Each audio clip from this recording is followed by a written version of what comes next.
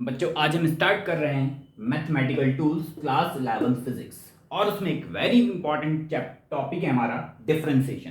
बेटा डिफरेंशिएशन एक ऐसा टॉपिक है, अगर आपसे डिफरेंशिएशन नहीं आता फिजिक्स में तो आप मान लीजिए आपसे फिजिक्स बिल्कुल भी नहीं आती। क्लियर? ये माइंड में आप लोग सेट कर लो, डिफरेंशिएशन के बिना फिजिक्स निल है आप लोगों के लिए। बहुत बढ़िया, बहुत बढ़िया। अब बेटा मैंने आपको प्रीवियस लेक्चर में क्या कराया था, ट्रिग्नोमेट्री। जिन बच्चों ने ट्रिग्नोमेट्री वाला लेक्चर नहीं देखा वो जल्दी से ट्रिग्नोमेट्री वाला लेक्चर देखें और हमारे चैनल को जल्दी से सब्सक्राइब कर लीजिए। उसके बाद हम आपको डिफरेंशिएशन को बहुत अच्छे से पढ़ाएंगे। चलिए शुरू करते हैं डिफरेंशिएशन। तो बेटा डिफरेंशिएशन को अगर आप लोग बहुत अच्छे से करना चाहते हैं तो जल्दी से आप लोग एक नोटबुक निकालो, पेन निकालो, मेरे साथ साथ प्रैक्टिस करते रहो, अच्छे से अपने खुद से नोट्स प्रिपेयर करो। चलिए बेटा, तो डिफरेंशिएशन को समझने के लिए आपको एक एग्जाम्पल जरूर आना चाहिए। मैं आपको एक एग्जाम्पल के थ्रू डिफरेंशिएशन का कॉन्सेप्ट पूरा क्लियर करता हूं। तो बेटा मेरे पास यहां पर एक ग्राफ है, ठीक है। एक ग्राफ ले रहा हूं मैं यहां पर, velocity time graph, velocity time graph, है ना। आप लोगों ने काइनेमेटिक्स तो पढ़ी होगी क्लास 9 में। अरे मोशन, भाई मोशन तो पढ़ी होगी, वहां पर वेलोसिटी टाइम ग्राफ पढ़ा होगा। और वेलोसिटी टाइम ग्राफ पहले मैं ले रहा हूं बेटा यूनिफॉर्म मोशन के लिए। यूनिफॉर्म मोशन का वेलोसिटी टाइम ग्राफ कैसा होता है? हमेशा स्ट्रेट लाइन। यस। अब वेलोसिटी टाइम ग्राफ से हम क्या फाइंड आउट करते थे? वेलोसिटी टाइम ग्राफ हमें क्या देता था बेटा? एक्सीलरेशन देता था। अब एक्सीलरेशन कैसे निकालते हैं वेलोसिटी टाइम ग्राफ से? तो वहां पर आपने एक वर्ड सुना होगा, स्लोप। वेलोसिटी टाइम ग्राफ का स्लोप हमें क्या देता है? एक्सीलरेशन। अब ये स्लोप है क्या यार? ये स्लोप क्या है? यानी अगर स्लोप ही क्या देगा? वेलोसिटी टाइम ग्राफ का जो स्लोप है उससे हमें क्या मिलता है? एक्सीलरेशन। Acceleration, acceleration. अब भाई साहब ये स्लोप क्या है? स्लोप किसको कहते हैं? चलिए मैं आपको समझाता हूं। तो बेटा स्लोप कहते हैं झुकाव को, कि हमारा ये जो ग्राफ वाली लाइन है ये एक्स एक्सिस से कितने डिग्री का एंगल फॉर्म कर रही है, राइट। यानी एक्स एक्सिस हमारे ग्राफ से कितने डिग्री का एंगल फॉर्म कर रहा है ना। मान लेते हैं कि एक्स एक्सिस से हमारा जो ग्राफ है वो थीटा डिग्री पर है। बहुत बढ़िया। अभी मैंने क्या कहा कि अगर वेलोसिटी टाइम ग्राफ से आपको एक्सेलरेशन कैलकुलेट करना है तो एक्सेलरेशन कैसे कैलकुलेट करते हैं? वेलोसिटी टाइम ग्राफ के स्लोप से। अब ये स्लोप क्या है? स्लोप सिंपल है कि हमारी ग्राफ वाली लाइन एक्स एक्सिस से कितने डिग्री का एंगल फॉर्म कर रही है ना। स्लोप मतलब झुकाव। अच्छा, अब फिजिक्स में थोड़ा स्लोप को और समझते हैं बेटा। तो स्लोप का मतलब होता है बेटा, अगर मैं फिजिक्स में बात करूं, ये जो ग्राफ वाली लाइन है हमारे पास, इस ग्राफ वाली लाइन को हम बोलते हैं बेटा टेंजेंट। क्या कहते हैं इसको? टेंजेंट। अरे भाई साहब टेंजेंट समझ में आता है? ये हमारे पास सर्कल होता था बचपन में, सर्कल को किसी एक सिंगल पॉइंट पर टच करते हुए अगर हम एक लाइन ड्रा करते थे उस लाइन को हम टेंजेंट कहते थे। कर्व पर तो हमारे पास टेंजेंट एक स्ट्रेट लाइन जो कि एक सिंगल पॉइंट को टच करते हुए जाती थी उसको टेंजेंट कहते थे। बट अब स्ट्रेट लाइन अपने आप में एक टेंजेंट होती है, हमेशा याद रखना, स्ट्रेट लाइन अपने आप में एक टेंजेंट होती है। बहुत बढ़िया, बहुत बढ़िया। चलिए स्ट्रेट लाइन अपने आप में एक टेंजेंट होती है, यानी मैंने बोला स्ट्रेट लाइन को अब मैं क्या बोलूंगा बेटा? टेंजेंट। अरे भाई साहब टेंजेंट कुछ न्यू चीज नहीं है। टेंजेंट का मतलब कुल मिलाकर क्या होता है? टैन होता है। टेंजेंट मतलब टैन। अरे वही trigonometric ratio sine cos tan. Tangent की एब्रिविएशन क्या होती है? टैन। यानी स्लोप वाली लाइन को हमने क्या बोला? टैन। अच्छा ये टैन, टैन मतलब टेंजेंट, ये टेंजेंट कितने डिग्री का एंगल फॉर्म कर रही है? अगर मैं इसके साथ ये एंगल लगा देता हूं, टैन के साथ एंगल लगा देता हूं टैन थीटा, तो ये मेरी कंप्लीट क्या कहलाती है बेटा? स्लोप कहलाती है। स्लोप का मतलब ही क्या होता है कि टेंजेंट कितने डिग्री का एंगल फॉर्म कर रही है एक्स एक्सिस से। एक्स एक्सिस से टेंजेंट कितने डिग्री का एंगल फॉर्म कर रही है? टैन के साथ मैंने लगा दिया टैन थीटा। यानी फिजिक्स में हम बोलते हैं बेटा स्लोप मतलब टेंजेंट। स्लोप मतलब टेंजेंट, टेंजेंट मतलब टैन थीटा। क्लियर? कि हमारी ग्राफ वाली जो लाइन है वो अपने आप में एक टेंजेंट कहलाती है। ये टेंजेंट एक्स एक्सिस से कितने डिग्री का एंगल फॉर्म कर रही है उसको हमने बोला टैन थीटा। यानी स्लोप अगर निकालना है, यानी एक्सेलरेशन निकालना है, तो एक्सेलरेशन का मतलब क्या हो? एक्सेलरेशन कैसे कैलकुलेट करते हैं वेलोसिटी टाइम ग्राफ से? स्लोप निकाल दो। और स्लोप का मतलब क्या होता है फिजिक्स में? Tan theta. कुल मिलाकर बेटा अगर आपको एक्सेलरेशन फाइंड आउट करना है तो आपको क्या फाइंड आउट करना होगा? Tan theta. जो टैन थीटा की वैल्यू आएगी इस ग्राफ के थ्रू वो ही हमारा क्या कहलाएगा? एक्सेलरेशन कहलाएगा। बस याद रखो स्लोप मतलब टैन थीटा। किसी भी ग्राफ का अगर हम स्लोप निकालते हैं, स्लोप कैसे निकालते हैं, tan थीटा की वैल्यू को हम स्लोप कहते हैं। क्लियर हो गया? चलिए अब tan थीटा आपको कैलकुलेट करना सिखाता हूं मैं। ठीक है भाई, ठीक है, इतनी बात आपको बहुत अच्छे से क्लियर है ना? अब बेटा इस ग्राफ से मैं tan थीटा कैसे निकालूं? तो tan थीटा निकालने के लिए आपको इस स्ट्रेट लाइन के ऊपर 2 पॉइंट कंसीडर करने होंगे। मान लेते हैं हमने एक पॉइंट ये लिया A और एक पॉइंट, कहीं भी 2 पॉइंट ले लो इस ग्राफ वाली लाइन पर, और दूसरा पॉइंट मेरे पास है B। तो सबसे पहले आपको क्या करना है, ग्राफ वाली लाइन पर 2 पॉइंट आपको कहीं भी ले लेने हैं। ठीक है, अच्छा अब बेटा इस नीचे वाले पॉइंट से y एक्सिस के पैरेलल एक लाइन ड्रा करो जो कि x एक्सिस पर परपेंडिकुलर हो। ठीक है, बहुत बढ़िया। अब नीचे वाले पॉइंट पर बेटा हम क्या देख लेंगे, नीचे वाले पॉइंट पर हम, ठीक है, टाइम की वैल्यू देख लेंगे। यहां पर कुछ ना कुछ टाइम तो होगा, मान लेते हैं नीचे वाले पॉइंट पर टाइम की वैल्यू है t1। बहुत बढ़िया। अच्छा इसी तरह से बेटा आप ऊपर वाले पॉइंट से भी y एक्सिस के पैरेलल एक लाइन ड्रा करो। ठीक है, y एक्सिस के पैरेलल ड्रा की हमने लाइन, इस पर बेटा हम देख लेंगे टाइम की वैल्यू। क्या देख लेंगे? टाइम की वैल्यू। फिर से मान लेते हैं यहां पर जो हमारा टाइम है वो कितना है, t2। बहुत बढ़िया, दोनों पॉइंट से हमने y एक्सिस के पैरेलल लाइन ड्रा की और वहां पर हमने टाइम की वैल्यू देखी t1 और t2। बहुत बढ़िया। अब बेटा नीचे वाले पॉइंट से ओनली नीचे वाले पॉइंट से x एक्सिस के पैरेलल एक लाइन ड्रा करेंगे। Yes, like this. नीचे वाले पॉइंट से x एक्सिस के पैरेलल हमने एक लाइन ड्रा की। यहां तक आपको क्लियर हो रहा होगा बहुत अच्छे से। ठीक है, अब बेटा मेरी बात सुनो, ये हमारे पास ये जो लाइन है हमारे पास, ये x एक्सिस के पैरेलल है ना? ये लाइन x एक्सिस के पैरेलल है और ये हमारे पास जो ग्राफ वाली लाइन है ये क्या कहलाएगी, ये दोनों लाइन पैरेलल है ना? अरे देखो यार, ये दोनों लाइन हमारे पास क्या है, ये वाली लाइन और ये वाली लाइन पैरेलल है। ठीक है, तो ये हमारे पास ग्राफ वाली लाइन एक तरह से ट्रांसवर्सल का काम करेगी। अरे करेगी नहीं करेगी? अगर बेटा ये दोनों लाइन आपस में पैरेलल है तो ये एंगल अगर थीटा है तो ये वाला एंगल भी थीटा होगा। करस्पॉन्डिंग एंगल्स आपस में क्या होते हैं, इक्वल होते हैं। अरे सिंपल सी चीज, अगर दो लाइन पैरेलल है और ये ट्रांसवर्सल है तो जितना एंगल हमारे पास ये होगा उतना ही एंगल हमारे पास ये होगा, उतना ही एंगल हमारे पास ये होगा। करस्पॉन्डिंग एंगल्स आपस में इक्वल है। अरे भाई ये देखो, ये दोनों लाइन आपस में पैरेलल, ये एंगल थीटा है, ये वाला एंगल भी थीटा होगा और दूसरी लाइन वाला एंगल भी हमारे पास थीटा ही होगा। चलिए बहुत बढ़िया, यहां तक आप लोगों को समझ में आया। अब बेटा यहां पर आप देखो, ये जो ऊपर छोटा सा एक राइट एंगल ट्राइंगल बनता हुआ आपको नजर आ रहा होगा, राइट? ये हमारे पास एक राइट एंगल ट्राइंगल। अब इस राइट एंगल ट्राइंगल से क्या हम tan थीटा निकाल सकते हैं? अरे बिल्कुल निकाल सकते हैं भाई साहब। तो tan थीटा कैसे निकालेंगे? 90 के सामने वाली साइड तो हाइपोटेन्यूस कहलाएगी, एंगल के सामने वाली साइड क्या कहलाती है, परपेंडिकुलर, और रिमेनिंग साइड बेस। और tan थीटा कितना होता है बेटा? tan थीटा होता है परपेंडिकुलर बाय बेस। परपेंडिकुलर और बेस का रेशियो tan थीटा कहलाता है। अच्छा अब परपेंडिकुलर, अब ये परपेंडिकुलर कहां से लाए, इस परपेंडिकुलर को कहां से लाए? तो बेटा इस परपेंडिकुलर को, ये वाली वैल्यू हम कहां देखेंगे, y एक्सिस पर। तो बेटा नीचे वाले पॉइंट से हम y एक्सिस पर वैल्यू देखेंगे। मान लेते हैं नीचे वाला पॉइंट पर जो y एक्सिस पर वेलोसिटी की वैल्यू है कितनी है, v1। ऊपर वाले पॉइंट पर भी हम वेलोसिटी की वैल्यू देख लेंगे। ऊपर वाले पॉइंट पर जो वेलोसिटी है मान लेते हैं वो कितनी है, v2। बहुत बढ़िया। अब बेटा परपेंडिकुलर क्या हम निकाल सकते हैं, ये कितना है, यहां से ओरिजिन से कितना है, v2। v2 में से अगर मैं v1 हटा देता हूं तो ये कितना बचेगा, v2 माइनस v1। तो परपेंडिकुलर कितना हो गया, v2 माइनस v1। बहुत बढ़िया, शानदार। इसी तरह से बेटा बेस की वैल्यू निकालनी है, तो ये टोटल कितना है हमारे पास, यहां से यहां तक का टाइम कितना है, t2। t2 में से t1 माइनस कर देंगे तो मेरे पास क्या बच जाएगा, ये बेस। तो बेस कितना हो जाएगा बेटा, बेस t2 माइनस t1। तो बेस कितना हुआ, t2 माइनस t1। तो बहुत बढ़िया, tan theta is equals to perpendicular by base. Perpendicular कितना है मेरे पास, v2 माइनस v1, और बेस कितना है मेरे पास, t2 minus t1। t2 minus t1। इतनी बात तो आपसे आती थी, मैं ये मानकर चल रहा हूं। क्लियर? बहुत अच्छे से आप लोग ये जानते हैं, है ना? अगर आपको एक्सेलरेशन निकालना है वेलोसिटी टाइम ग्राफ से तो आप क्या निकालेंगे, इसका स्लोप 2 पॉइंट लेंगे, 2 पॉइंट पर हम टाइम t1 t2 की वैल्यू देखेंगे, वेलोसिटी v1 v2 की वैल्यू देखेंगे और tan थीटा निकालेंगे। tan theta perpendicular by base, perpendicular कितना है, v2 minus v1 upon t2 minus t1।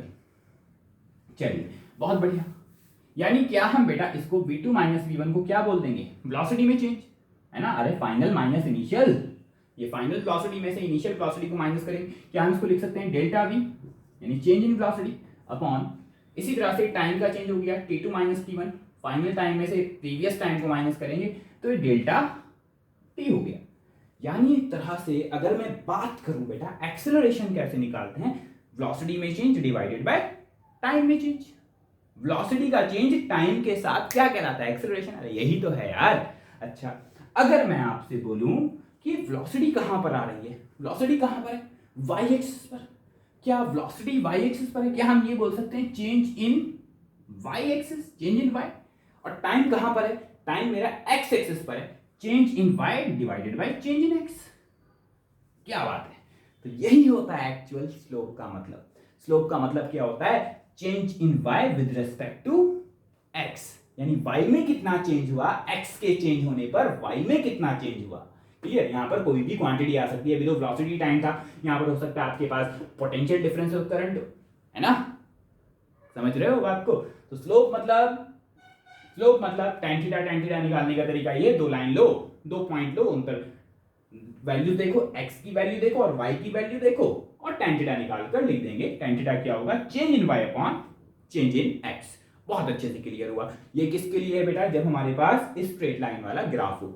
लेकिन अगर ग्राफ कैसा हो जाए बेटा, अगर ग्राफ हमारे पास हो जाए कर्व, यानी नॉन यूनिफॉर्म मोशन वाला ग्राफ हो, अगर कैसा ग्राफ हो, नॉन यूनिफॉर्म मोशन का ग्राफ हो। सपोज हमारे पास एक, फिर से मैं वेलोसिटी टाइम ग्राफ ले रहा हूं, कौन सा ग्राफ ले रहा हूं बेटा, वेलोसिटी टाइम ग्राफ।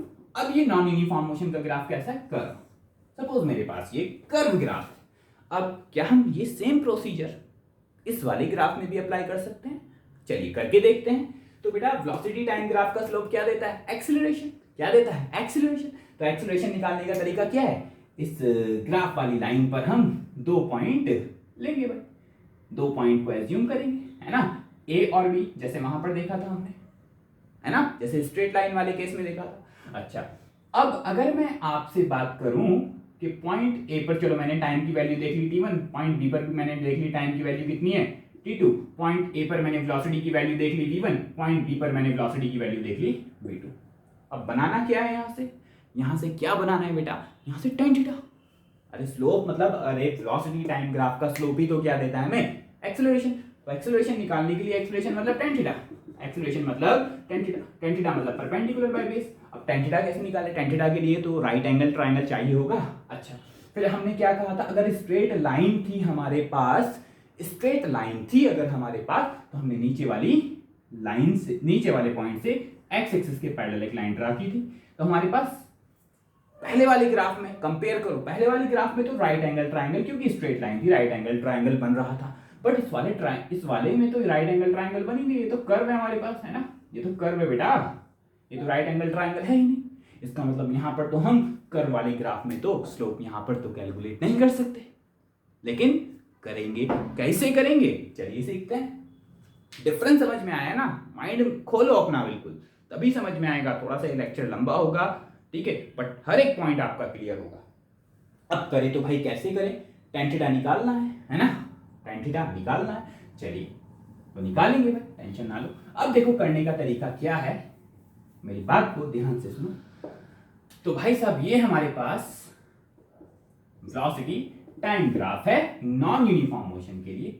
अब पहली बात तो दिक्कत ये है, क्या दिक्कत है कि यहाँ पर टेंजेंट नहीं है, टेंजेंट मतलब tan थीटा, है ना, हाँ tan थीटा बन ही नहीं रहा था।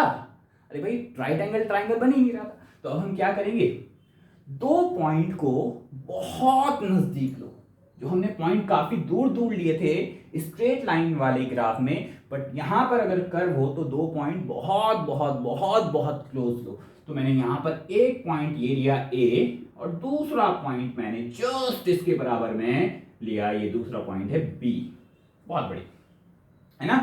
अब ये देखो ये 2 पॉइंट मेरे पास, 2 पॉइंट कितने बहुत क्लोज, ये तो मैंने फिर भी काफी डिस्टेंस पर बनाए, विजुअलाइज करके बनाए मैंने इन दोनों पॉइंट्स को।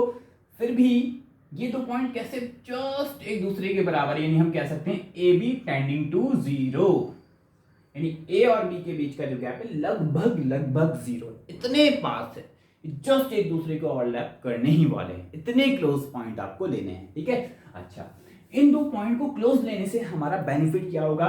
बेनिफिट ये होगा कि इन दोनों के बीच ये जो थोड़ा सा गैप है ये स्ट्रेट लाइन की तरह देखने को मिलेगा। अच्छा, अब स्ट्रेट लाइन की तरह देखने को मिलेगा, और अगर हम टेंजेंट ड्रा करें तो यहां पर हम टेंजेंट भी ड्रा कर सकते हैं, क्योंकि टेन लेकर आना है ना भाई साहब। अब अगर मैं इस कर्व के ऊपर एक टेंजेंट ड्रा करूं तो भाई साहब वो टेंजेंट, क्योंकि ये दोनों पॉइंट बहुत क्लोज क्लोज है, तो वो टेंजेंट इन दोनों पॉइंट को बेटा टच करते हुए जाएगी, है ना। ये हमने एक टेंजेंट ड्रा कर ली, बहुत बढ़िया बहुत बढ़िया। ये टेंजेंट क्या हो रही है बेटा इन दोनों पॉइंट को, क्योंकि दोनों पॉइंट बहुत क्लोज क्लोज है, जस्ट एक दूसरे को ओवरलैप करने वाले, तो मैंने टेंजेंट ड्रा की, ये हमारे पास एक स्ट्रेट लाइन आ गई टेंजेंट। मान लेते हैं ये टेंजेंट जो है एक्स एक्सिस से कितने डिग्री का एंगल फॉर्म कर रही है? थीटा डिग्री का एंगल फॉर्म कर रही है। बहुत बढ़िया, क्या बात है क्या बात है। क्या करना है? अगर कर्व ग्राफ हो तो दो पॉइंट बहुत क्लोज क्लोज लो, बहुत क्लोज क्लोज लेने से हम क्या करेंगे कि वो जो टेंजेंट हम ड्रा करेंगे, स्ट्रेट लाइन जो ड्रा करेंगे, वो इन दोनों पॉइंट से पास होती हुई जाएगी, है ना, क्योंकि पॉइंट बहुत क्लोज क्लोज है। अच्छा, और हमें एंगल भी हम देख लेंगे कि ये एंगल कितना बन रहा है। ये एंगल हमारे पास कितना है? थीटा। बहुत बढ़िया। अच्छा, अब कुछ नहीं करना, अब वही प्रोसीजर है। चलिए भाई, अब नीचे वाले पॉइंट से हम देख लेंगे, नीचे वाले पॉइंट पर टाइम की वैल्यू देख लेंगे कितनी t1, ऊपर वाले पॉइंट पर टाइम की वैल्यू देख लेंगे कितनी t2, नीचे वाले पॉइंट पर वेलोसिटी की वैल्यू देख लेंगे, यानी y की वैल्यू देख लेंगे कितनी v1, ऊपर वाले पॉइंट पर भी हम वेलोसिटी की वैल्यू देख लेंगे कितनी v2, है ना। अच्छा, फिर नीचे वाले पॉइंट से x एक्सिस के पैरेलल एक लाइन ड्रा करेंगे। अब तो ये आपको एक छोटा सा ट्राइंगल नजर आ रहा होगा, ये एक छोटा सा राइट एंगल ट्राइंगल है। अब ये दोनों लाइन जब आपस में पैरेलल है और ये ट्रांसवर्सल है, तो जितना एंगल ये होगा उतना ही एंगल आपके पास ये होगा, थीटा। थीटा है ना। इस ट्राइंगल को मैं थोड़ा सा बाहर निकाल कर बनाता हूं, है ना, ये थोड़ा सा विजुलाइज करके, ताकि आपको नजर आए, है ना। ये ए बी, ये मैंने थोड़ा सा बाहर निकाल कर बनाया। ये एंगल कितना है हमारे पास? ये वाला एंगल थीटा है, ठीक है। थीटा एंगल फॉर्म कर रही है हमारी टेंजेंट एक्स एक्सिस से। चलिए, अब बेटा क्या करना है? हमें क्या निकालना है? स्लोप। स्लोप मतलब tan थीटा निकालना। क्या? वेलोसिटी टाइम ग्राफ से एक्सेलरेशन, एक्सेलरेशन निकालने का तरीका क्या? स्लोप निकाल दो। स्लोप मतलब tan थीटा, यानी एक्सेलरेशन अगर निकालना है, एक्सेलरेशन मतलब स्लोप, स्लोप मतलब tan थीटा ग्राफ से, ठीक है। अच्छा भाई, अब tan थीटा मतलब परपेंडिकुलर बाय बेस। अब परपेंडिकुलर कैसे लिखें? तो परपेंडिकुलर लिख सकते हैं भाई साहब, है ना। यहां देखो, ये परपेंडिकुलर की वैल्यू होगी एंगल के सामने, परपेंडिकुलर 90 के सामने हाइपोटेनियस और रिमेनिंग बेस, है ना। तो एंगल के सामने परपेंडिकुलर होगा छोटा सा, 90 के सामने हाइपोटेनियस होगा, और ये बचा हुआ हमारा बेस होगा। क्लियर है? बहुत अच्छे से इसको देखते रहो। हाँ, अब परपेंडिकुलर की वैल्यू क्या आप मुझे बता सकते हैं बेटा? परपेंडिकुलर ये छोटी सी वैल्यू, ये वाली वैल्यू, तो ये पूरी हमारे पास v2 है, ये v2 है यहाँ से यहाँ तक। v2 में से v1 को हटा देंगे तो क्या मिल जाएगा? परपेंडिकुलर इतना v2 माइनस v1, यानी परपेंडिकुलर कितना है? v2 minus v1। बहुत बढ़िया। अब बेस देखेंगे, ये छोटा सा बेस है, तो बेस कितना है? पूरा t2, t2 में से t1 को हटा देंगे तो कितना बेस बचेगा? बेस कितना बचेगा? बोलो फटाफट। t2 माइनस t1, तो बेस कितना होगा?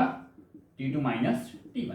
क्या बात है। तो परपेंडिकुलर कितना है बेटा मेरे पास? v2 minus v1 upon base कितना है? t2 minus t1। अब यहां पर एक दिक्कत है, ध्यान से सुनना, मेरी बात को अच्छे से सुनना बेटा। ये जो चेंज आया, ये जो वेलोसिटी का चेंज आया v2 माइनस v1, ये तो पॉइंट बहुत क्लोज क्लोज है। सोचो, ये तो मैंने फिर भी विजुलाइज करके बनाया, बहुत क्लोज क्लोज है। तो ये जो v2 माइनस v1 होगा, ये बहुत बहुत बहुत बहुत छोटा होगा। कितना छोटा? बहुत बहुत बहुत बहुत छोटा होगा। तो v2 माइनस v1 बहुत बहुत बहुत छोटे डिफरेंस को, ये जो v2 माइनस v1 यहाँ पर बहुत छोटा सा डिफरेंस है, बहुत छोटे से डिफरेंस को बेटा हम डेल्टा ना लिख कर डी लिखते हैं। ये v2 माइनस v1 अगर बड़ा होता तो हम डेल्टा भी लिख देते, बट ये v2 माइनस v1 यहाँ पर बहुत छोटा है, इसको हम क्या लिखेंगे? बहुत छोटे से डिफरेंस को डी लगा देते हैं, dv, यानी वेलोसिटी में बहुत छोटा सा चेंज। अच्छा, इसी तरह से बेटा हमारे पास बेस भी बहुत छोटा है, क्योंकि पॉइंट बहुत बहुत क्लोज है, बहुत बहुत क्लोज है, तो t2 माइनस t1 की वैल्यू बहुत छोटी सी आएगी, है ना। तो बहुत छोटा सा टाइम में डिफरेंस है, बहुत छोटे से टाइम में डिफरेंस को हम डेल्टा ना लिखकर, डेल्टा टी ना लिखकर dt लिख देते हैं। क्या बात है, क्या बात है। बस यही था, यही था, ये आपको पकड़ में आ गया तो भाई साहब डिफरेंशिएशन में कुछ नहीं रखा, ठीक है। अच्छा, ठीक है भाई, अब इसको समझ लो।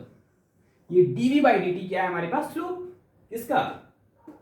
किसका बोलो भाई? वेलोसिटी टाइम ग्राफ का। या फिर हम इसको dv बाई dt को क्या लिख सकते हैं? और वेलोसिटी कहां है? y एक्सिस पर, यानी y में चेंज, किसके रेस्पेक्ट में? x में चेंज, x के रेस्पेक्ट में y में चेंज। इसको ये भी तो बोल सकते हैं, यानी हम इसको dy बाई डी टी लिख सकते हैं, क्योंकि बेटा यहाँ पर वाई एक्सिस पे हमारे पास कुछ भी आ सकता है। अभी तो वेलोसिटी है तो हमने वेलोसिटी लिखा है ना, एक्स एक्सिस पे टाइम है तो टाइम लिखा।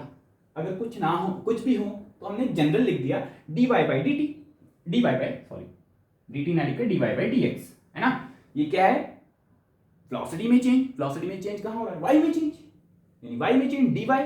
और टाइम में चेंज, डी टी क्या है, टाइम में चेंज। टाइम में चेंज कहाँ हो रहा है, एक्स एक्सिस पर, यानी D Y by D X, यानी change in Y with respect to change in X, है ना।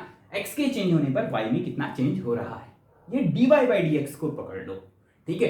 अब मैं आपको दिखाता हूं, ठीक है। इसको पकड़ लो बेटा, डीवी बाई डी टी या फिर D Y by D X, ठीक है। बहुत बढ़िया, बहुत बढ़िया, बहुत बढ़िया, शानदार।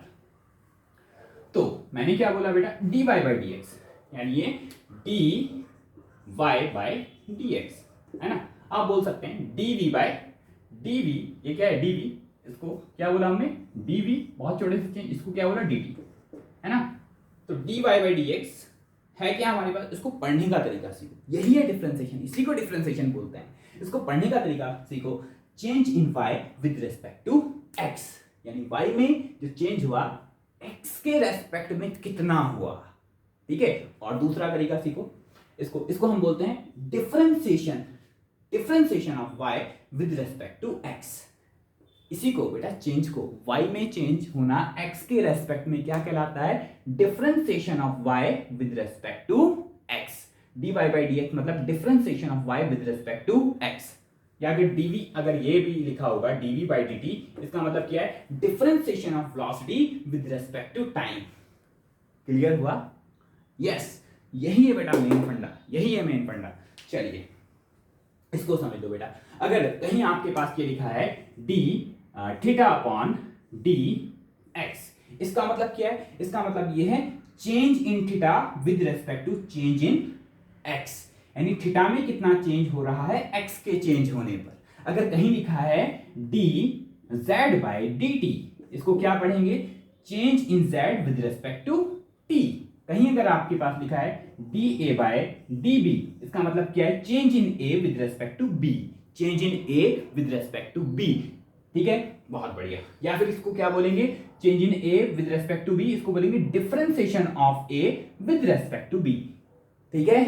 डिफरेंशिएशन का मतलब ही क्या होता है, चेंज होता है ना। किसी चीज का किसी दूसरे के रेस्पेक्ट में चेंज होना क्या कहलाता है, डिफरेंशिएशन।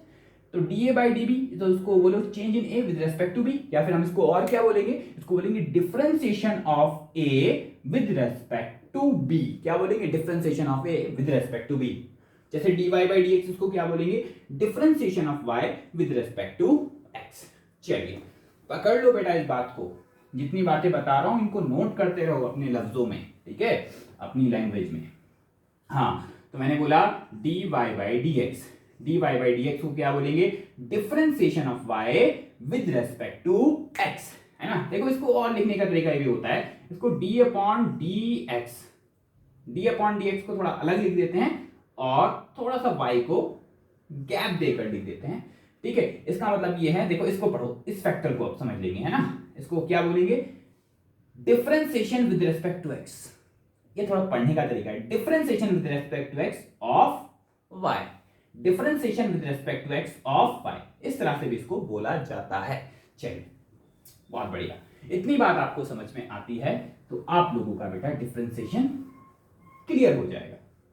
अब हम बात करते हैं कुछ फार्मूलाज की और कुछ क्वेश्चंस की। चलिए, अगर बेटा आपके पास, अगर आपसे कहा गया है ना कि जैसे फार्मूला नंबर 1, याद रखना इसको हमेशा, अगर आपके पास कहीं लिखा हो डी अपॉन डी एक्स, इसको क्या बोलते हैं, differentiation with respect to X, और यहां पर y लगा देंगे तो क्या बोलेंगे, differentiation with respect to X of y, y का डिफरेंशिएशन x के रेस्पेक्ट में, है ना, यानी y में चेंज x के चेंज होने पर, y में चेंज x के चेंज होने पर, ठीक है। d अपॉन dx का मतलब differentiation with respect to x of y, ठीक है। अगर यहां पर y ना लिखकर कुछ और लिखे तो कुछ फार्मूला है, सपोज यहां पर d अपॉन dx में कोई कांस्टेंट नंबर आ जाए, है ना, कांस्टेंट नंबर आ जाए, तो d अपॉन यानी differentiation with respect to x, है ना, यानी x के चेंज होने पर कांस्टेंट नंबर में क्या चेंज होता है, कांस्टेंट नंबर में कोई चेंज नहीं होता तो जीरो। याद रखना कि डी अपॉन डी एक्स में अगर कोई कांस्टेंट आ जाए यानी 4, 5, 6 तो उसका डिफरेंशिएशन कितना होता है, जीरो। जैसे डी अपॉन डी एक्स में एग्जाम्पल के तौर पर मैं आपको बताता हूं, डी अपॉन डी एक्स में कहीं सिंपल आपको नजर आ जाए 2 तो आप डायरेक्ट बोलेंगे 0। डी अपॉन डी एक्स में कहीं आपको नजर आ जाए 5 डायरेक्ट बोलेंगे 0। डी अपॉन डी एक्स में अगर आपको कहीं आ जाए 1000 तो उसका रिजल्ट क्या होगा, 0। जितने भी कांस्टेंट होते हैं सबका डिफरेंशिएशन क्या होता है, 0 होता है, क्योंकि कांस्टेंट नंबर तो चेंज होते ही नहीं। क्या बात है। चलिए पहला फार्मूला क्लियर हुआ आपको, बहुत बढ़िया। दूसरे फार्मूले की तरफ जाते हैं हम, फार्मूला नंबर सेकंड की तरफ। तो बेटा सेकंड फार्मूला हमारे पास है, अगर आपको कहीं नजर आए differentiation with respect to X यानी D upon D X of X to the power N, ये इंपॉर्टेंट है, very very important, very important. Differentiation with respect to X of X की पावर एन फार्मूला है, इसका कोई proof यहाँ नहीं है। इसका प्रूफ आप मैथ्स में, अगर जिन बच्चों के पास मैथ्स होगी वो मैथ्स में इसका प्रूफ देख सकते हैं। वो फर्स्ट प्रिंसिपल से कराया जाता है, वो हमारे सिलेबस का पार्ट नहीं है, हम तो फिजिक्स पढ़ रहे हैं, हम तो डायरेक्ट यहाँ पर फार्मूले देखेंगे, है ना। तो differentiation with respect to X of X की पावर एन, तो बेटा इसका फार्मूला आपको याद रखना, ये पावर जो होती है एन मतलब कोई नेचुरल नंबर होगा यहाँ पर, है ना, कोई भी नंबर हो सकता है 2, 3, 4, 5। अच्छा, ये पावर आ जाती है स्टार्टिंग में एन, फिर हम x को लिखते हैं n इंटू एक्स, और इस पावर में से एक कम करके लिख देंगे n-1। D upon D x में x की पावर n होता है, n को स्टार्टिंग में ले आओ और फिर x की पावर n में से एक कम करके लिख दो nx to the power n-1। D upon D x में x की पावर n क्या होती है, n इंटू एक्स की पावर n-1। क्वेश्चन देखो इसके ऊपर, क्वेश्चन देखो, जैसे हमारे पास क्वेश्चन है, कहीं आपको नजर आ जाए डी अपॉन डी एक्स में अगर x टू दी पावर 5, तो इसको कैसे ओपन करेंगे बेटा, 5 स्टार्टिंग में आ जाएगा 5, ठीक है, 5 स्टार्टिंग में लिख देंगे और फिर इस x की पावर 5 में से एक कम करके लिख देंगे, यानी x to the power 5 minus 1 यानी 5x to the power 4। Clear. इसी तरह से क्वेश्चन नंबर सेकंड आप देखो, डी अपॉन डी एक्स में अगर कहीं आपके पास नजर आए x टू दी पावर 1000, ठीक है, तो क्या लिखेंगे, पावर स्टार्टिंग में आ जाएगी n यानी 1000 स्टार्टिंग में आ जाएगा और इसमें से एक कम करके लिख देंगे, है ना, यानी x to the power 1000 minus 1 यानी 1000 x टू दी पावर 999। समझ में आ रहा है, बहुत बढ़िया। और देखो जैसे question number next, D upon D x में कहीं x टू दी पावर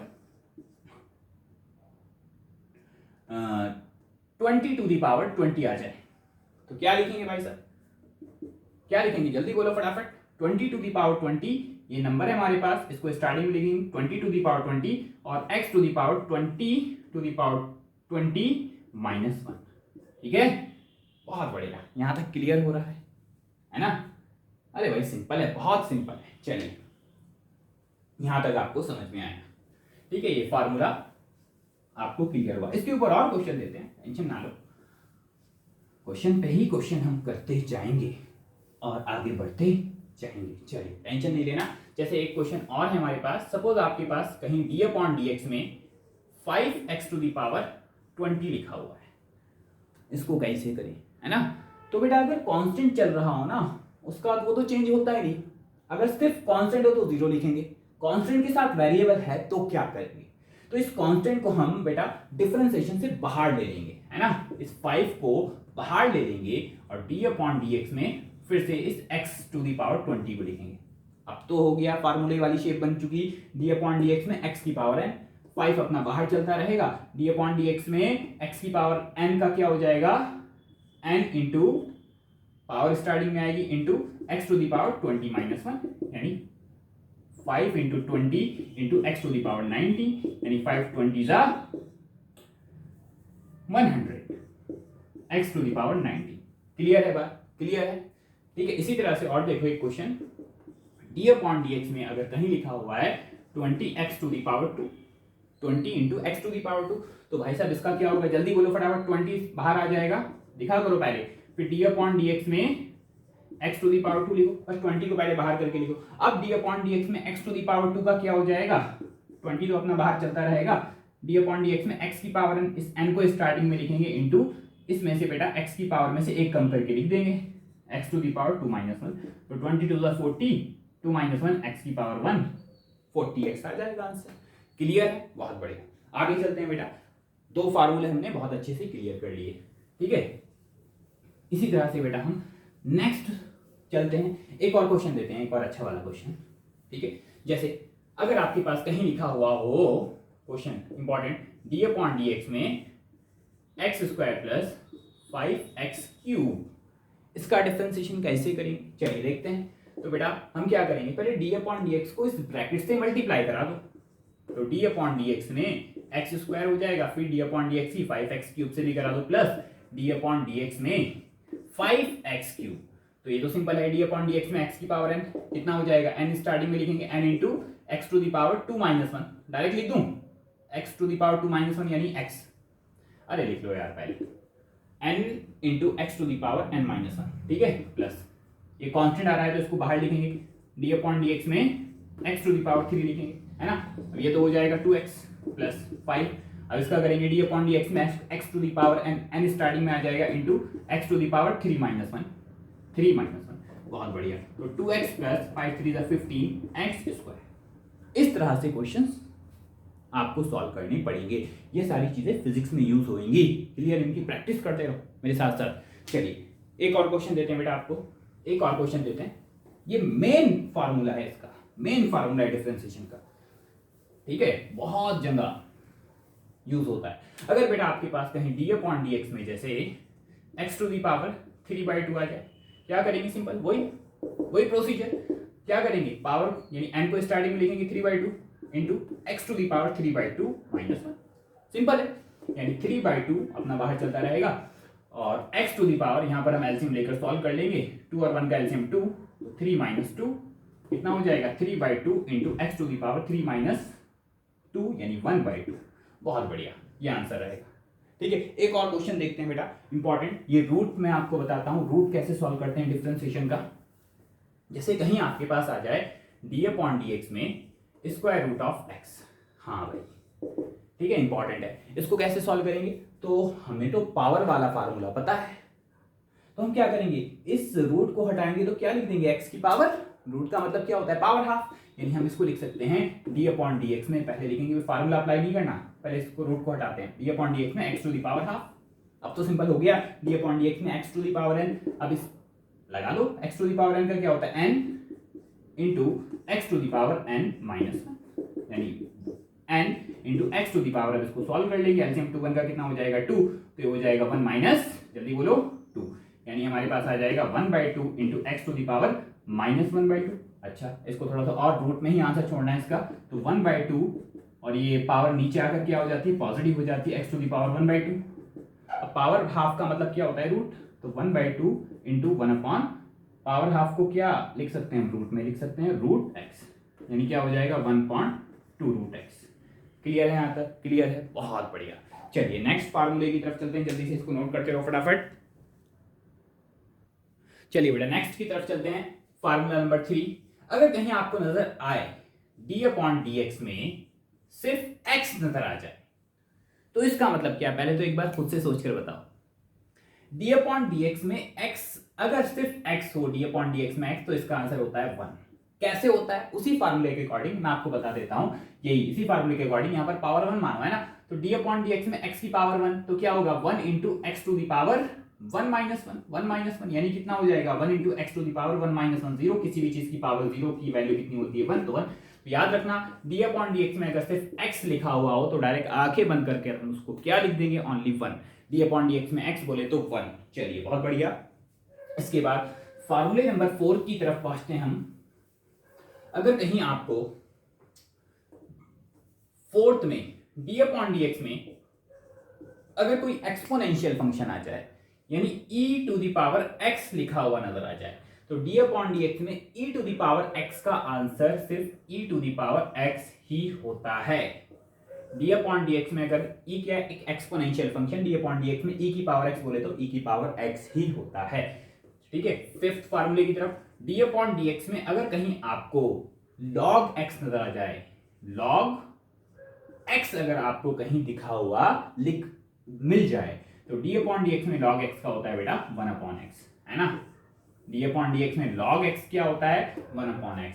अगर कहीं बेटा सिक्स फार्मूले की तरफ आ जाए, डी अपॉन डी एक्स में कहीं आपको ए टू दी पावर एक्स नजर आ जाए, डी अपॉन डी एक्स में ए टू दी पावर एक्स अगर आपको कहीं मिल जाए तो इसका आंसर होता है बेटा A to the power X log E ए।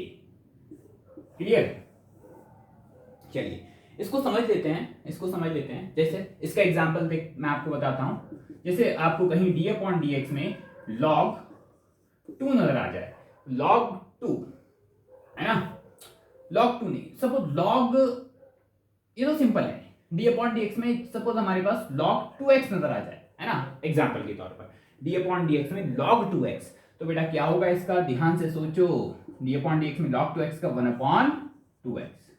अच्छा अब बेटा इसमें एक इंपॉर्टेंट चीज है, यहां पर डी अपॉन डी एक्स में log 2x का, तो पहले तो हमने log x के हिसाब से कर दिया, log x के हिसाब से कर दिया, ये चेन रूल मैं आपको आगे चल के समझाऊंगा, टेंशन ना लो। डी अपॉन डी एक्स में log के साथ क्या लिखा हुआ है x, log x का क्या होता है भाई साहब 1 अपॉन x, तो 1 अपॉन 2x, लेकिन यहां पर x नहीं था, यहां पर 2x था, यहां पर क्या था 2x था। अगर x होता तो x का एक्चुअल में क्या होता है, ये जो लिखा होता है ना यहाँ पर x लिखा हो, इसका भी बाद में डिफरेंशिएशन होता है, और x का क्या होता है 1। अगर सिर्फ log x लिखा हुआ है तो सिंपल 1 अपॉन x और फिर x का इंटू में 1, लेकिन यहां पर अगर log 2x लिखा हुआ हो जाए तो log x के हिसाब से करेंगे डी अपॉन डी एक्स में log 2x का 1 अपॉन 2x, और फिर 2x का भी करेंगे डी अपॉन डी एक्स में बेटा हम 2x का करेंगे दोबारा से डिफरेंशिएशन लॉग के साथ जो फंक्शन, मैं चेन रूल समझाऊंगा अभी आगे चलकर, टेंशन ना लो, ये बीच में जब बात आ गई तो उसको मैं पूरा कर रहा हूं। तो 1 अपॉन 2x इंटू फिर से 2 डिफरेंशिएशन से बाहर आ जाएगा, डी अपॉन डी एक्स में क्या बचेगा बेटा x। अब x का कितना होता है, डी अपॉन डी एक्स में x बोले तो 1, यानी 1/2x इंटू 2 इंटू 1, 2 से 2 कटेगा, क्या आ जाएगा 1/x। ठीक है, क्या बात है, बहुत बढ़िया बहुत बढ़िया। चलिए इसी तरह से बेटा मैं आपको इसका भी एक एग्जाम्पल देकर समझाता हूं, ठीक है। जैसे डी अपॉन डी एक्स में कहीं आपको नजर आ जाए, इसका एग्जाम्पल है ना, डी अपॉन डी एक्स में अगर आपको नजर आ जाए बेटा a कोई नंबर हो सकता है, यानी 5 टू दी पावर x, तो डी अपॉन डी एक्स में 5 यानी a to the power x, x कोई भी नंबर हो सकता है, तो a to the power x का क्या होगा, a to the power x है ना, a to the power x यानी 5 to the power x, clear, into में log e a कितना है यहाँ पर, a कितना है यहाँ पर 4, log e 5, clear. D upon D x में a की पावर x क्या होगा, a की power x into log a, बहुत बढ़िया। चलिए ठीक है, इन फार्मूले को तीनों को बहुत अच्छे से याद रखो। e की पावर x का e की पावर x होता है log x का 1 अपॉन x, log a की पावर x का होता है log a की power x log e a, D upon D x में a की पावर x का a की power x log e a, बहुत बढ़िया। चलिए आगे चलते हैं, नोट करते रहो इन बातों को, बड़ी इंपॉर्टेंट बातें हैं भाई साहब यहाँ पर। चलिए अब बेटा कुछ ट्रिग्नोमेट्रिक फंक्शन के डिफरेंशिएशन वाले फार्मूले आ जाएंगे, है ना। जैसे कहीं आपके पास लिखा हुआ है नेक्स्ट फार्मूला, जो भी आपको डालना है 6 या 7, है ना, तो डी अपॉन डी एक्स में कहीं आपके पास नजर आए suppose sine x, D upon D x में साइन एक्स का सिंपल होता है बेटा cos x. 7th formula D upon D x में कहीं आपको नजर आ जाए बेटा कॉस एक्स, कॉस एक्स का होता है माइनस साइन एक्स। जितने भी ट्रिग्नोमेट्रिक सी से स्टार्ट होते हैं, याद रखने का तरीका, उनका रिजल्ट माइनस में होता है, कॉस एक्स का माइनस साइन एक्स। उसके बाद 8th फार्मूला है डी अपॉन डी एक्स में अगर आपको कहीं नजर आए tan x, तो tan x का होता है बेटा sec स्क्वायर x। अगर कहीं आपको नजर आए 9th formula D upon D x में cot x सी से स्टार्ट हो रहा है तो माइनस में आएगा, cot x का होता है माइनस cosec स्क्वायर x। वहीं आपको 10th फार्मूला अगर कहीं दिखे डी अपॉन डी एक्स में sec x, तो sec x का होता है बेटा sec x into tan x। कहीं आपको बेटा 11th में नजर आए D upon D X of cosec x का होता है सी से स्टार्ट है minus cosec x into cot x। ये बड़े इंपॉर्टेंट फार्मूले हैं, sin x का cos x का minus sin x, tan x का sec स्क्वायर, cot x का minus cosec square x, sec x का sec tan x, cosec x का minus cosec x into cot x। Note कीजिएगा जल्दी से फटाफट। चलिए आगे चलते हैं बेटा, अब हम फटाफट नोट कीजिएगा इसको। अब बात करेंगे बेटा हम चैन रूल की। ये चैन रूल क्या है, बड़ा इंपॉर्टेंट है, ध्यान से समझो। चैन रूल हेडिंग लगा लो बेटा अलग से, चैन रूल कोई स्पेशल रूल नहीं है, बस दिमाग लगाने वाली बात है ना। क्वेश्चन इसके समझना आप, जैसे आपको अगर डी अपॉन डी एक्स में, क्वेश्चन है हमारे पास डी अपॉन डी एक्स में बेटा कहीं आपको नजर आ जाए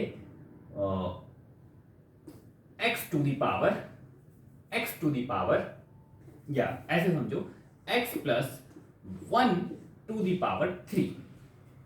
क्या बोला बेटा मैंने आपसे, अगर कहीं आपको डी अपॉन डी एक्स में x plus 1 to the power 3 नजर आए तो क्या करेंगे आप, है क्या है उसी तरह का। आपको फॉर्मूला कौन सा याद है, डी अपॉन डी एक्स में x की पावर n वाला फॉर्मूला याद है।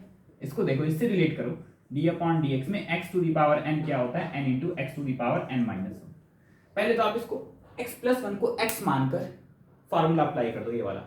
अरे डी अपॉन डी एक्स में x की पावर n मानकर इस x प्लस 1 को पूरा क्या मान लो, x की पावर n, तो इसको हम x की पावर n के हिसाब से कर सकते हैं, n into x to the power, ये पूरा x है, x to the power n minus 1।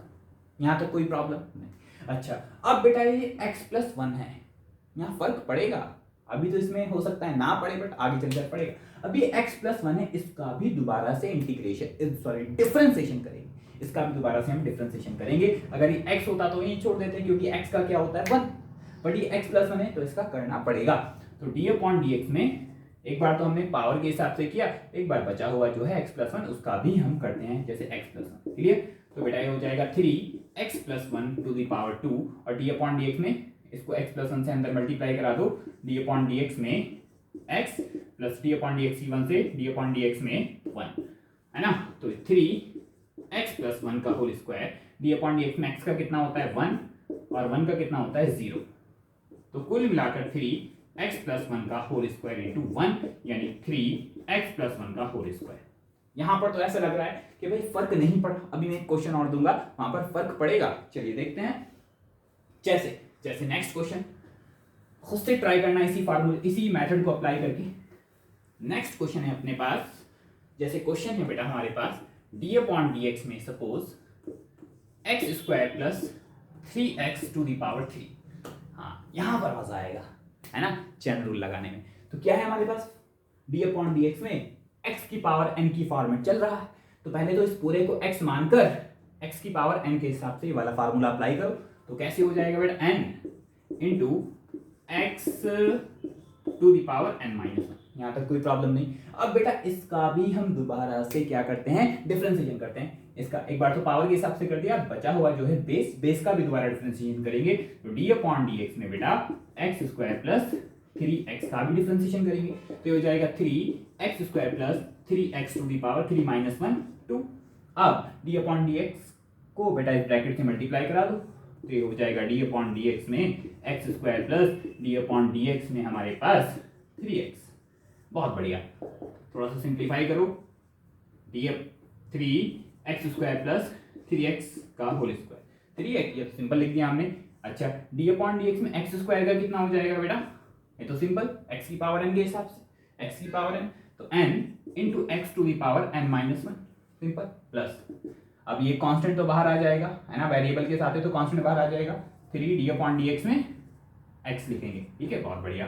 तो बेटा ये हमारे पास क्या आ जाएगा, 3x स्क्वायर प्लस 3x का होल स्क्वायर इंटू में ये 2x बच जाएगा है ना, 2x की पावर 2 माइनस 1 2x प्लस ये 3 और x का कितना होता है 1, x का कितना होता है अभी बताया 1, बस ये हमारे पास आंसर आ जाएगा। लिख लेते हैं इसको simple, 3x square plus 3x का whole square, 3x square plus 3x का होल स्क्वायर इंटू में कितना है 2x प्लस 3, 2x प्लस 3। देखो अब बच रहा है ना, यहाँ पर वो फैक्टर बच रहा है ना। तो चैन रूल का बड़ा इंपॉर्टेंट है ना, बड़ा इंपॉर्टेंट बेटा रोल है, याद रखना। अगर सिंपल x हो तो छोड़ देंगे क्योंकि x का 1 होता है, बट अगर x की जगह पर यहाँ पर कुछ और हो तो भाई पावर के हिसाब से करो, फिर इस बेस का भी दोबारा से डिफरेंशिएशन करो। चलिए और आगे चलते हैं, एक और देखते हैं, चैन रूल ही चल रहा है अभी, हम एक और क्वेश्चन देखते हैं इसके ऊपर, चैन रूल के ऊपर जल्दी से फटाफट देखेंगे सब लोग है ना, सॉल्व करते जाओ।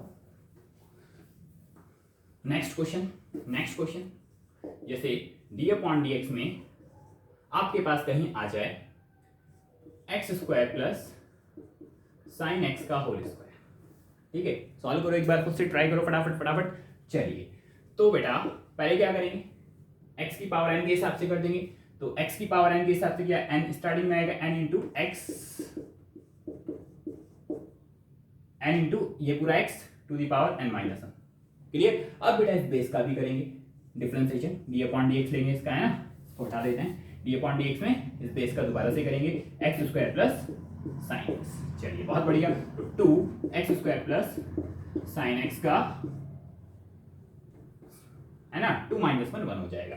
फिर डी अपॉन डी एक्स को अंदर मल्टीप्लाई करा दो, तो हो जाएगा डी अपॉन डी एक्स में x square plus d upon D x में आपके पास हो जाएगा बेटा साइन एक्स। क्या बात है, तो two x square plus sine x into d upon D x में एक्स स्क्वायर का कितना होगा बेटा, x to the power n के हिसाब से n into x to the power n minus one, तो लिख दो डायरेक्ट टू माइनस वन यानी one, two x plus d upon D x में साइन एक्स का कितना होता है, अभी होता है कॉस एक्स, कॉस एक्स। ये आंसर रहेगा। समझ में आया आपको, समझ में आया, बहुत बढ़िया। प्रैक्टिस करते हो बेटा क्वेश्चंस को, कोई भी डाउट है आप लोग कमेंट सेक्शन में पूछ सकते हैं। चलिए एक और क्वेश्चन देते हैं चैन रूल के ऊपर ही। चलिए चैन रूल के ऊपर एक और क्वेश्चन बनता है। जैसे हमारे पास क्वेश्चन है डी अपॉन डी एक्स में, है ना, जैसे e to the power 5x आ जाए, क्या आ जाए, डी अपॉन डी एक्स में e to the power 5x। तो बेटा एक्सपोनेंशियल फंक्शन है e हमारे पास, e की पावर x का क्या होता है, अगर यहाँ x होता तो सिर्फ e की पावर x का e की पावर x ही होता है। तो d अपॉन डी एक्स में e की पावर x का क्या होगा, इसको पूरे को x मानकर आप बात कर लो, क्योंकि d अपॉन डी एक्स में e की पावर x का पता है, e की पावर x का e की पावर x होता है। तो इस पूरे को 5x को x मानकर क्या लिख सकते हैं, d अपॉन डी एक्स में e की पावर x का e की पावर x, सिंपल। बट अब ये x नहीं है, साथ में 5 भी है, तो इसका दोबारा से इस पावर का दोबारा से डिफरेंशिएशन करना पड़ेगा। d अपॉन डी एक्स में 5x का अलग से करना पड़ता, अगर ये सिर्फ x होता तो आंसर यही था, ठीक है। तो e की पावर 5x इंटू इस 5 को बाहर ले लेंगे और d अपॉन डी एक्स में हमारे पास क्या आ जाएगा बेटा x, तो e की power 5x into 5, D upon D x में x का बताया था कितना होता है 1, 5 इंटू 1, 5 को इधर ले लो बेटा, 5 e की पावर 5x। क्या बात है, मजा आ रहा है ना। जल्दी से लाइट ठोक दो फटाफट। चलिए एक और क्वेश्चन देखते हैं, एक और क्वेश्चन देखते हैं फटाफट, एक दो क्वेश्चन और प्रैक्टिस करते हैं, उसके बाद आप लोग समझ जाएंगे डिफरेंशिएशन का खेल क्या है। नेक्स्ट क्वेश्चन है बेटा हमारे पास, जैसे हमारे पास अगर d अपॉन डी एक्स में साइन 3x आ जाए, d अपॉन डी एक्स में साइन 3x, अरे अब क्या करिए, अगर साइन x होता, सपोज एंगल में क्या चल रहा होता x, तो साइन x का तो सिंपल क्या पता है कॉस x, बट यहाँ 3x है, तो इसको बेटा 3x को x मानकर चलो, d अपॉन डी एक्स में साइन x, 3x को x मानकर चलो, है ना। तो साइन x का क्या होता है cos x, यानी cos x, पहले तो साइन के हिसाब से हमने कर दिया, साइन x का क्या होता है cos x। अब ये अगर x होता तो 1 होता तो लिखने की जरूरत नहीं थी, बट यहाँ 3x है, तो अब इस 3x का दोबारा से डिफरेंशिएशन करना पड़ेगा।